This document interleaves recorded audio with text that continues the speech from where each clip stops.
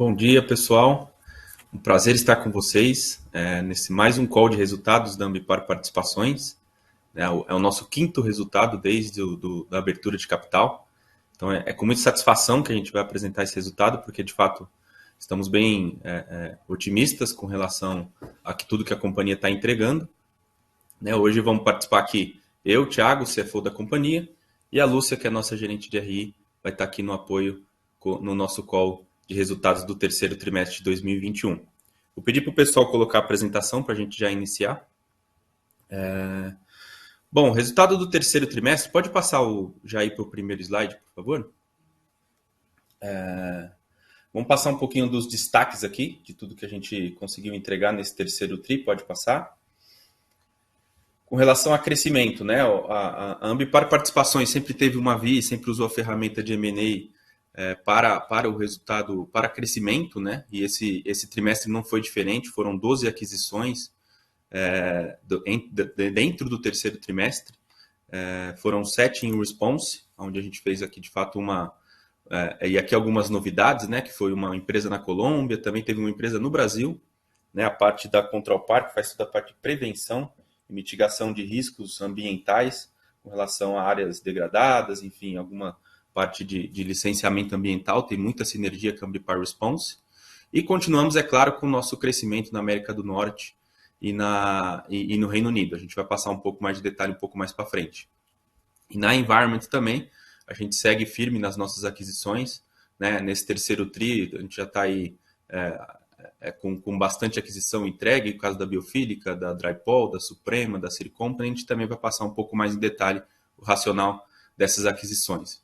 Em termos de desempenho financeiro, né, nós divulgamos ontem o resultado, foi uma receita recorde, obviamente, porque temos apresentado um crescimento muito forte ao longo do tempo, então 616 milhões de receita líquida, um crescimento de 250% com relação ao mesmo período do ano anterior, um EBITDA de 161 milhões, né, uma margem de 26%, 114 milhões acima do terceiro tri de 2020, e um lucro líquido de 44 milhões, a gente também vai passar um pouco mais no detalhe, mas de fato um lucro líquido muito forte, vis-à-vis que a gente, no final do segundo trimestre de 2021, fizemos a captação de algumas dívidas para o crescimento inorgânico principalmente, então de fato também um lucro líquido bem interessante, vis-à-vis essa tomada aí, essa alavancagem que a gente fez. Pode passar para o próximo, por favor? Aqui falar um pouco das aquisições da Ambipar Response, né, como eu comentei, seguimos forte com o plano da América do Norte. Então, estamos aí já com 24 bases em 12 estados. Esse trimestre a gente fez a aquisição da SWAT, que tem bases no estado de Michigan e Dakota do Norte. Tem 19 anos de atendimento à emergência, um pessoal que já tem aí um know-how muito forte, né? E a gente, vamos relembrar aqui, as aquisições de response sempre seguem aquele padrão, né? São empresas pequenas, regionais, que a gente depois leva toda a estandarização, padronização da nossa estrutura de emergência para conseguir atingir todos os modais de transporte. Também tivemos uma novidade muito boa, que é a aquisição da Pierce. A Pierce faz a parte de L1, que é o atendimento telefônico, né? Algo que um target que a gente já vinha olhando há um bom tempo, né? E já estávamos muito ansiosos para acontecer, e aconteceu. Atende milhares de ligações ao ano, então com certeza vai gerar bastante lead para as companhias e essa estrutura que a gente está montando, essa capilaridade forte que a gente está montando na América do Norte. Também teve lá no Canadá a Emerge e a Linux, né, que tem bases no estado de British Columbia e Alberta, né, então a gente também já tinha algumas bases ali na divisa com os Estados Unidos, e agora também vamos reforçar isso, estamos reforçando, né, com essas duas aquisições. Então, a América do Norte segue o plano, a gente segue firme naqueles estados prioritários que a gente vinha apresentando para vocês faz um tempo. Se a gente olhar, aqui já falando um pouquinho de receitas, na América do Norte teve um crescimento muito forte e 5% foi orgânico. Tá? Então, além, obviamente, dessa avenida de crescimento inorgânico, a gente também tem um crescimento orgânico forte, mostra que esse plano, né, da padronização e estandarização está funcionando muito bem. o pessoal tem se conversado bastante, as companhias que a gente tem adquirido naquela metodologia de manutenção do CEO, para, obviamente, respeitar a regionalidade do negócio. Tem dado muito certo, a gente tem crescido das que a gente já adquiriu ao longo de 20 e começo de 21, tem também apresentado um crescimento orgânico, então o plano está sendo executado com sucesso. Também tivemos a aquisição da Lihane, que tem base na Irlanda do Norte, né? Então a gente está muito forte no Reino Unido, continuamos o plano. A Lihane aí tem uma história de 45 anos, um know-how muito forte, né? Muito parecido com a Braemar Response, que nós compramos na época, né? É reconhecido e tem uma reputação muito forte no Reino Unido. Então, além desse termo reputacional, obviamente traz capilaridade, uma vez que a gente não estava ainda nessa localidade, né? E tem toda a sinergia com a Ambipar Response UK, que a gente chama, né? Então, estamos aí já com 11 bases em 6 estados, com todo o Reino Unido, uma base agora na Holanda, que crescemos organicamente, e agora também com esse ativo lá da Lihane, para trazer toda essa sinergia aqui para a gente. E como eu comentei também, novidades aqui com relação à América Latina, né? Adquirimos a SAB, uma empresa que atua já há 17 anos na prestação de serviços de emergência na Colômbia, né? Uma geografia que nós ainda não tínhamos no nosso mapa, no nosso footprint aqui. Então, estamos bem animados com relação a esse ativo. Ele tem também uma parte de tecnologia em termos de rastreamento de caminhões, etc. Tem um market share muito forte nessa parte de rastreamento lá na Colômbia. Uma tecnologia que a gente pode também expandir para as demais companhias aqui do grupo, de toda a Ambipar Response. Então, além, obviamente, de estarmos numa geografia que não estávamos ainda tem esse know-how que a gente vai trazer para dentro do grupo. Então, também aqui um otimismo muito forte. E a Controlpar, como eu comentei, uma novidade aí dentro do nosso crescimento inorgânico, né, que é o Response Brasil. Eles têm uma parte de licença ambiental, de prevenção de acidentes, avaliação e mitigação de riscos, né, a consultoria. Então, também vai ter uma sinergia muito forte com a Ambipar Response Brasil, né, um cross-selling muito forte. Então, foi uma aquisição que a gente já vinha também olhando há algum tempo e que também acreditamos que vai trazer bastante valor aí para a companhia, uma vez que a gente vai conseguir explorar esse cross-selling aí dentro do grupo Ambipar. Pode passar para o próximo, por favor. Aqui falar um pouquinho das aquisições da Ambipar Environment, né? Vocês vão ver no nosso release que a gente já organizou a companhia de uma forma que a gente criou plataformas, né? Que é o Waste Manager, que é o pós-consumo, que é o crédito carbono e as outras soluções, né? Então, as nossas aquisições sempre vão seguir essas verticais, né, sempre vão ter naquele no funil ali de aquisições, né, dentro do fit estratégico, a gente sempre olha em qual vertical que ela se encaixa. Então, das aquisições que fizemos, né, que foi Suprema, que foi a Sear Company dentro da parte de pós-consumo, a própria Drypol, que trouxe um acesso aqui, né, a uma tecnologia de processamento de PET, né, que faz o pré-forma para a embalagem, então vai um passo antes de fazer a embalagem PET reciclável. Então, também com acesso à matéria-prima que a gente tem no grupo, tem uma sinergia muito forte ali com a Bumera também, né? A própria biofílica, né? Que a gente já explorou bastante, mas que foi adquirida durante o terceiro TRI, então estamos consolidando o resultado dela já. Tem uma parte estratégica muito forte para o grupo, uma vez que a gente vai conseguir acessar essa plataforma de crédito de carbono, né? E como a gente já vinha comentando, o grupo é genuinamente gerador de crédito de carbono, a biofílica vem para trazer o know-how e essa plataforma de comercialização para a gente, além de, obviamente, complementar o nosso portfólio. E as outras soluções aqui, principalmente na parte de tecnologia. Então, a gente segue forte no crescimento de Adambi para Environment também, né, sempre visando essas verticais aqui dentro do crescimento inorgânico. Pode passar para o próximo, por favor. Aqui a parte de receita líquida, um forte crescimento, já entrando dentro dos financials, né? Então a gente cresceu 250% comparado trimestre com trimestre. Isso ali com um mix entre Environment Response, né? A Ambipar Environment, trimestre com trimestre 20 com trimestre 21, cresceu 352%. Então um crescimento muito forte. E a Ambipar Response cresceu 156%. Né? Se a gente olhar segundo TRI 21 com terceiro TRI 21, a Ambipar Environment cresceu 131%. Obviamente aqui teve a consolidação integral do resultado da Dissal, que trouxe um financial muito forte para a gente, mas nós também tivemos a implantação de 7 novos contratos de gestão total de resíduo, que trouxe um crescimento orgânico de 17%. Então, novamente, um crescimento muito forte orgânico.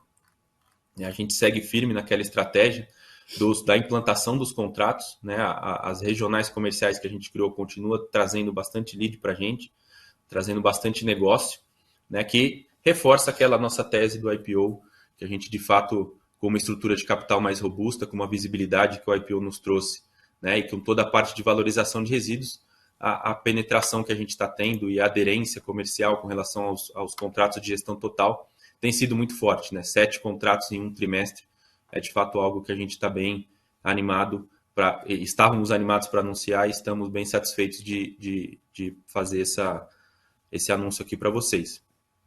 No pós-consumo, né, dentro da nova linha de negócio, teve as aquisições da Boomera, Drypol, Triciclo, né, e a nova linha de crédito de carbono.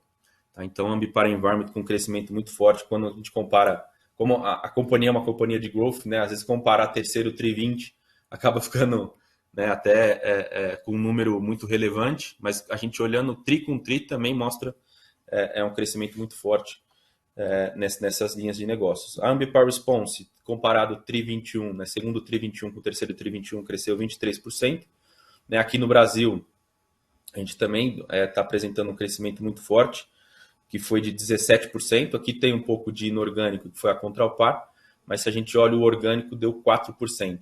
Então, a Ambipar Response Brasil continua com uma aderência muito forte na parte de contratos, aquelas mensalidades que traz uma recorrência nas nossas receitas, né? E segue forte também, quanto maior a capilaridade, né, que a gente está tendo com a abertura daquelas bases que nós fizemos durante o ano de 2020, a gente está conseguindo, de fato, atingir aquelas emergências que a gente comentava que, eventualmente, não estávamos conseguindo chegar ou não chegávamos no tempo ótimo.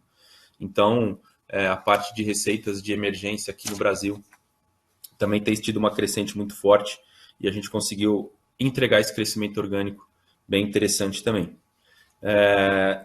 E acho que é isso com relação a receitas. Podemos passar para o próximo.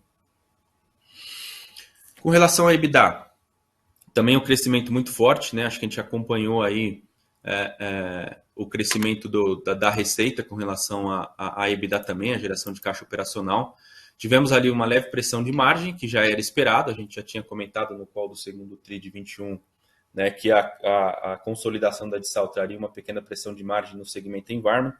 Se a gente olha aí no terceiro TRI 21, a Environment apresenta um resultado de 24,5%, né, então já era esperado, mas a gente tem aquele plano dentro da Dissal, né, de crescimento forte, escalabilidade, principalmente na parte aí de G&A, que a gente vai ter uma diluição nos próximos anos aí, que a gente aguarda e espera ser bem suavizada para a gente conseguir voltar ao patamar de 26%, 27%, como a gente sempre apresentou. Na parte de response, né, uma margem crescente, né, que demonstra, como eu comentei, que as aquisições, a gente está conseguindo integrar as aquisições, principalmente na América do Norte, né, trazendo crescimento Brasil, um mix ali, também Reino Unido surpreendendo bastante com relação a crescimento. A gente está conseguindo, como é um business de escala, trazer ganhos de margem. A gente acredita que isso vai se perdurar ao longo do tempo. E quando a gente olha o acumulado, de fato, um crescimento muito forte, apresentando aqui uma EBITDA de 331 milhões. Pode passar, por favor? Em termos de lucro líquido, como eu comentei, né, tem aqui, quando a gente olha TRI 20, né, com TRI 21, um crescimento. Obviamente, se a gente relembrar aqui o terceiro TRI 20, teve um evento não recorrente, que foi o pré-pagamento das dívidas pós-IPO. Né, então, de fato, foi um TRI que o lucro líquido foi um pouco sensibilizado ali por conta desses pré-pagamentos, mas se a gente olha com relação ao segundo TRI 21, teve um leve crescimento. E ainda, como eu comentei no início, se a gente leva em consideração que o meu resultado financeiro, né, foi bem penalizado aí por conta da alavancagem que nós fizemos, né, para essas aquisições, principalmente de Dissal e as demais de Environment, a gente ainda apresenta um lucro líquido crescente. Então, demonstra que a nossa margem operacional de fato sustenta aí um crescimento forte e a gente está muito otimista com relação ao futuro e com relação a esse lucro crescente. Pode passar, por favor? A parte de endividamento. De novo, né, a gente fez a tomada de dívidas aí no final do segundo TRI de 21, começo agora do terceiro TRI de 21 também. Ainda assim, estamos apresentando aqui, se a gente anualiza o nosso EBITDA, pegando o terceiro TRI 21 vezes 4, chegando no EBITDA de 644 milhões. Lembrando que algumas aquisições que nós fizemos durante o terceiro TRI 21 estão parciais, então aqui esse EBITDA, né, acaba ainda não sendo provavelmente o EBITDA anual, que seria o anual, né? Então a gente ainda aqui sendo conservador, apresentando esse EBITDA vezes 4, uma alavancagem de 2,4%. Então a gente está bem tranquilo com relação à alavancagem, apesar de ter feito essas tomadas de dívidas. A gente acredita que o patamar ideal é 2,5 vezes, podendo chegar a 3 temporalmente, como a gente sempre comentou. Então ainda estamos bem tranquilos com relação à alavancagem e temos aí espaço de balanço para, eventualmente, se necessário for, fazer novas tomadas e continuar crescendo no curto prazo. Pode passar, por favor? Aqui em termos de retorno, né, então, de novo, né, impressionante como a gente conseguiu aqui no segundo TRI 21, como a gente comentou, né, onde eu consolidei todo o capital empregado de Dissal, né, e não tinha capturado o NOPAT ainda, um ROIC atrativo de 17,7%. Agora eu estou começando a tomar, né, o resultado dessas companhias que estão sendo adquiridas. Então, se a gente olha no NOPAT LTM ali, ainda tem as consolidações proporcionais, ou seja, nem normalizamos aqui, nem fizemos vezes 4 o trimestre, né? É o LTM mesmo. Ainda assim, um ROIC muito forte de 18,9%. Então, de fato, quando a gente olhar isso aqui para frente, também temos uma perspectiva muito forte com relação ao nosso retorno sobre capital empregado. Pode passar, por favor? E aqui também fizemos exercício de proforma, né? Acho que, como, de novo, né, a companhia tem aí uma parte muito forte aí de crescimento, acho que vale esse exercício proforma. Então, a gente pegou aqui, sendo conservador de novo, o resultado do terceiro TRI, né, e fizemos vezes 4, então chegamos a um anualizado aqui com relação a isso, onde apresenta aí um CAGR de 85,7% de 2018 para 2021. Então, um crescimento fortíssimo e que a gente tem muita otimismo aí com relação ao que vamos entregar aí para os nossos investidores. EBITDA com manutenção, se a gente olhar o crescimento de receita 85,7, se a gente olhar o EBITDA 84,9, né? Então é um crescimento com manutenção de margem, o que também justifica aí o ROIC também sendo sempre no patamar ali de 20%. E o lucro líquido crescendo 64,9%, então ainda que a gente tenha aí essa alavancagem no terceiro TRI, como a gente comentou, pegamos o terceiro TRI vezes 4, ou seja, já com o resultado financeiro considerando essas dívidas, ainda assim um crescimento muito forte de lucro líquido de 64,9% ao ano, que se compara-se 2018 com 2021. Pode passar, por favor? É isso, pessoal. Rapidamente, acho que a gente pode abrir para perguntas e respostas, né? A Lúcia vai passar aqui para a gente, com o pessoal, as dúvidas e a gente vai, ao longo do call aqui, tirando todas as dúvidas. Fiquem à vontade para fazer as perguntas. Bom dia, pessoal. Acho que a primeira pergunta é do André, do Santander. E ele queria, Thiago, vocês poderiam comentar qual é o plano de funding para as futuras aquisições? Gostaria de ouvir também mais sobre o crescimento da margem EBITDA em Response. Quanto desse ganho foi resultado de variação cambial? Ótimo. Obrigado, André, pela pergunta. O plano de funding a gente já está estudando, né? Obviamente é público, a gente suspendeu o IPO da Ambipar Environment, né, por questões de mercado. Então estamos aguardando aí um melhor momento para a retomada disso. Então estamos olhando aqui, como eu comentei, temos um pouco de espaço de balanço, temos algumas outras opções na mesa, a gente ainda não decidiu o que será feito para a captura desse funding, mas ainda temos, para o curtíssimo prazo aqui, um poder de fogo para continuar crescendo. Então ainda não temos definido, mas de fato aí tem muita opção na mesa e a gente está estudando todas elas para entregar a melhor opção aqui para os nossos investidores com retorno. Com relação à margem de response, né, como eu comentei, teve um crescimento muito forte lá fora, aqui no Brasil. Em termos de variação cambial, por conta do resultado da gente usar a taxa média, praticamente não teve efeito de variação cambial aqui. Se a gente pega a média do segundo TRI 21 com relação à média do terceiro TRI 21, é praticamente 0 a 0. Então, aqui o ganho de margem é de fato por escala do business mesmo, não por efeito cambial. Próxima pergunta é do Renan. Ele gostaria de entender qual é o motivo do forte crescimento das despesas administrativas e environmental. E o grupo pretende fazer alguma emissão de equity para financiar o crescimento ou o cenário continua crescendo apenas com dívida? Ótimo, obrigado, Renan, né? Renan. Obrigado, Renan, pela pergunta. As despesas administrativas, como eu comentei ali quando a gente estava passando a parte de margem, ela vem da Addisal, né, em environment. Ele tem lá, acho que 19% de G&A barra receita líquida. Então, a Addisal se preparou, né, ela se estruturou de 2017 para cá, quando tinha um fundo de private equity. Então, de fato, um time muito forte com relação ao time executivo, que trouxe também, tem esse G&A bem elevado aqui, vis-à-vis o nosso G&A aqui da Ambipar, né? Então, é exatamente onde a gente vê uma oportunidade aqui de crescimento de margem dentro da Ambipar Environment para retomar o patamar de 27%, 28%, enfim, aquele patamar que a gente já vinha apresentando. Então, o G&A é exatamente esse caso aí de edição. Com relação a equity, como eu comentei aqui também já no questionamento do André, a gente ainda não tem nenhum tipo de definição, né? Estamos olhando todas as opções que os nossos assessores têm trago aqui para a gente. Está tudo na mesa, a gente está olhando, mas como disse também, a gente ainda tem aí um poder de fogo aqui por curtíssimo prazo, então até aí ao longo desse ano a gente vai com certeza aí continuar crescendo, como já vemos apresentando historicamente. A próxima pergunta é do Guilherme Machado, e ele gostaria de saber qual é o market share da Ambipar no segmento de environmental. Guilherme Machado. Obrigado, Guilherme, pela pergunta. A gente não tem nenhum dado oficial com relação ao mercado de environment no Brasil, né?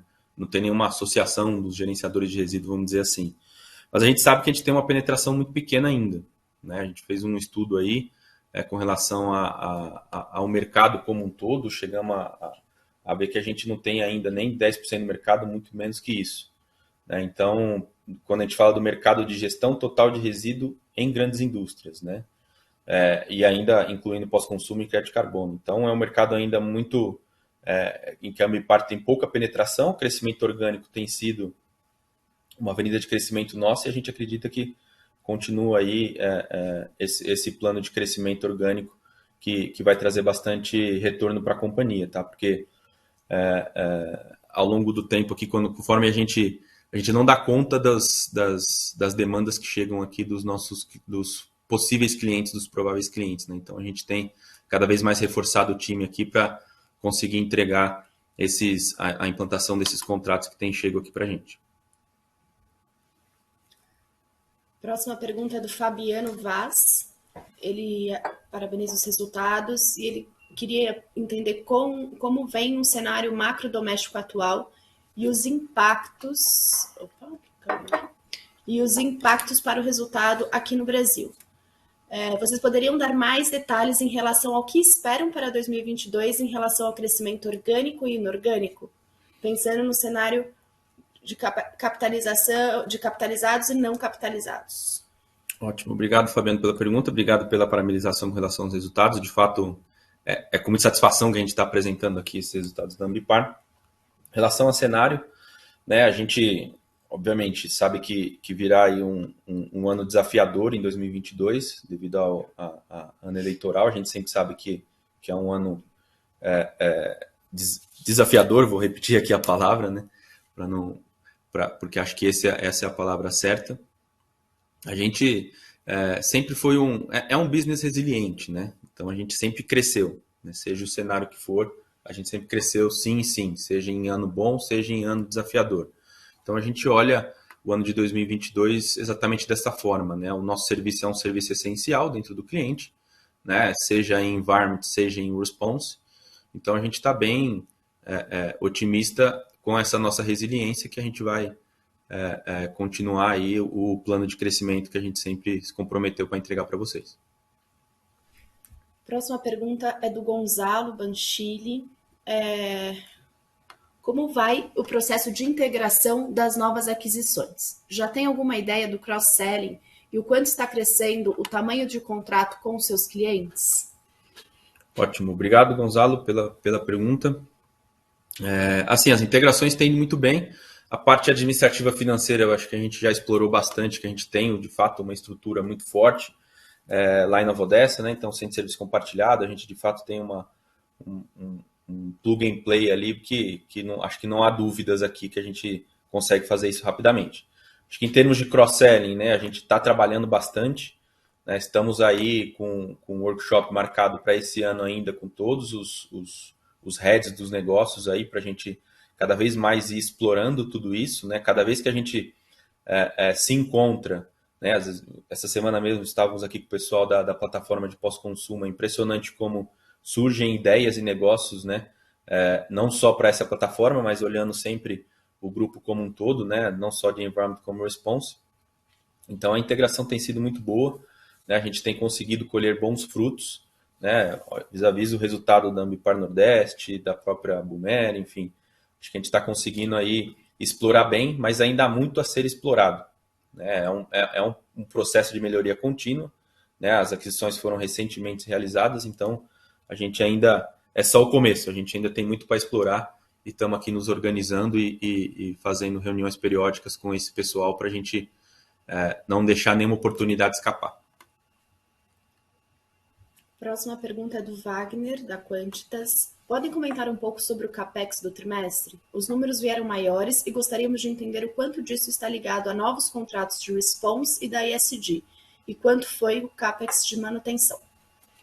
Ótimo, eu vou até pegar aqui no release, porque para não me pegar aqui, nós colocamos essa parte de manutenção do CAPEX. E obrigado, Wagner, pela pergunta. A gente continuamos com aquele plano, né? Acho que é bom destacar, de fato o CAPEX veio com um valor aí relevante. A gente continua com aquele plano, continua o mercado de equipamentos com um pouco de dificuldade com relação à oferta. Então a gente continua fazendo antecipação de algumas aquisições, né? E criando aquele buffer lá em Nova Odessa de equipamentos, exatamente para dar conta de toda a parte de implantação que a gente tem, dos contratos que a gente tem ganho, né? Então, o CAPEX de renovação foi em torno de 25 milhões no trimestre de Environment e o de antecipação dessas compras, né, em torno de 35 milhões. Né? Então, demonstra que a gente continua aí com esse planejamento, tem dado muito certo, acho que é o plano correto, além da gente não ter tem esse problema de oferta-demanda de equipamentos, incluindo caminhões, etc.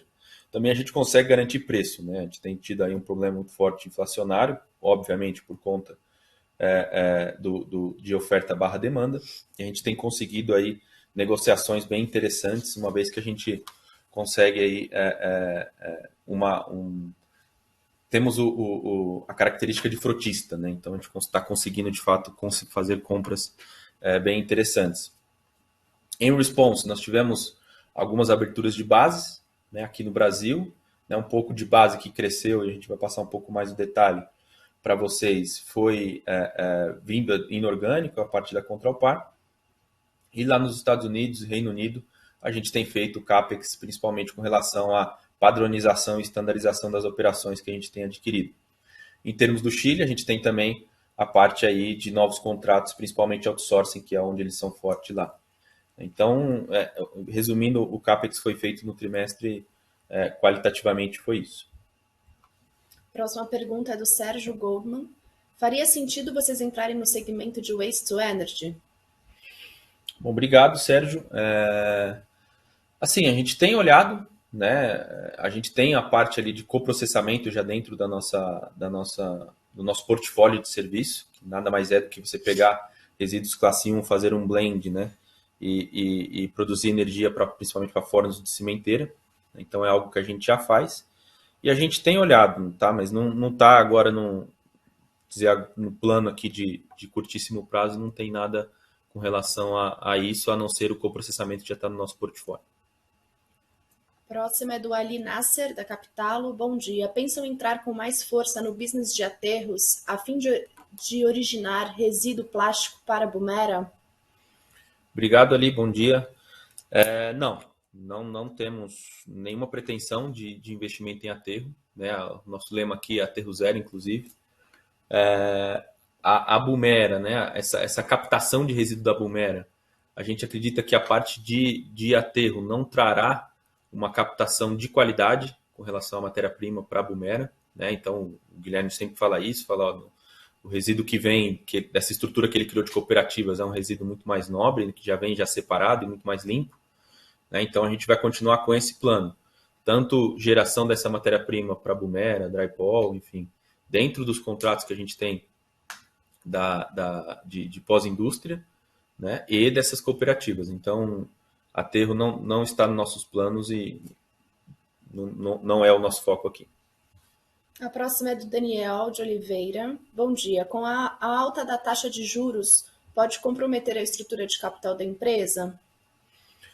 Bom, Daniel, a gente obviamente está de olho aí na taxa de juros, né? Acho que o mercado está vendo que tem a tendência de aumento mesmo, mas a gente tem uma estrutura de capital, como a gente passou ali, e uma alavancagem ainda bem tranquila. Então, estamos monitorando, né? Estamos como eu comentei, com diversas possibilidades aqui na mesa, né? Mas a gente acredita com o rating que a gente tem hoje, a nossa custo de dívida está bem estruturado e a dívida também, né? Se a gente olha as nossas dívidas, elas são aí de longo prazo, né? As dívidas que a gente tomou agora, todas com uma carência bem interessante de 24 meses, então estamos conscientes e tranquilos com relação à alavancagem. Mais uma pergunta do Renan. Existe alguma iniciativa para reduzir o valor do contas a receber em atraso ou consideram aumentar a PDD para aproximar os valores? Última pergunta, Renan. Bom, a gente tem um plano sim muito forte.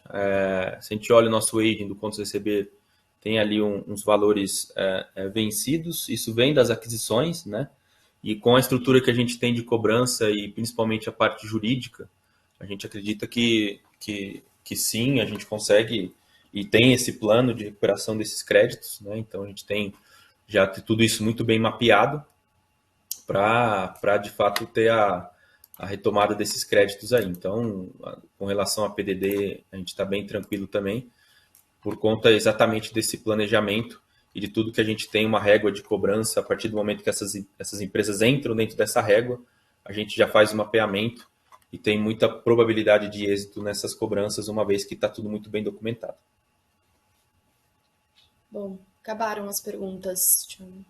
Só isso? Ótimo, a gente agradece, pessoal, pela presença de todos, né? De novo, estamos bastante satisfeitos com o resultado, né? E esperamos aí nos ver no futuro próximo aí, nossa próxima call de resultado, que será no começo do ano de 2022, com boas notícias. Muito obrigado, até mais.